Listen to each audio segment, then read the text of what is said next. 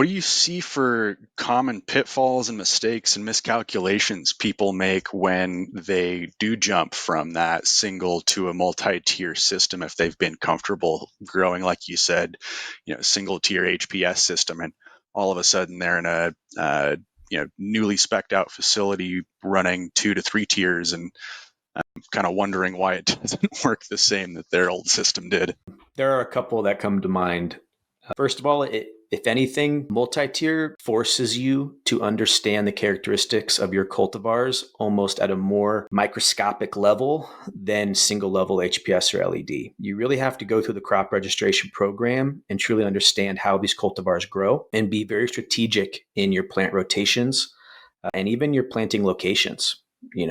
Grouping them together in zones that in cultivars that share similar characteristics. That's one thing. Like, for example, when we first started, people are like, you can't grow OGs in multi-tier or GMOs, right? You totally can, as long as you understand the characteristics of those cultivars and you manage them appropriately. A lot of growers are scared of plant height and stretch. Ultimately, when they get comfortable with it, it's almost like a non-issue.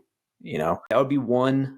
And I mean, the biggest kind of low-hanging fruit mistake I see with whether it's a retrofit or a new build is the mechanical system. So HVAC and airflow. I've seen facilities take a single level HPS room and throw 2 tiers of LED flower in there and not retrofit their cooling or dehumidification capacity and wonder, why are my yields at 40 grams a square foot? Well, you're out of balance. Your room is out of balance. You can't control that much transpiration and light load in that space because you've just doubled or more than doubled the amount of canopy square footage in that space, producing water vapor and generating heat from plug loads. So mechanical systems, whether it's multi-tier or single level, out of all the grows I've been to, about 90% of them, that's their limiting factor. And you can't also approach a mechanical system design. And for listeners, when I say mechanical system, I mean HVAC and dehumidification primarily, right? You can't approach a multi-tier room like you do a single level room. So it's a whole new approach to how you would distribute that capacity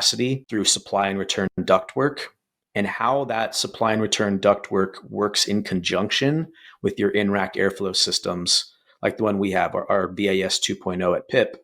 They have to work synergistically. If you have conflicting airflow patterns, or you have a weak link in the chain, or that capacity is directed to the wrong places in the rooms, your climate suffers, and it's hard to have a consistent VPD across your canopy.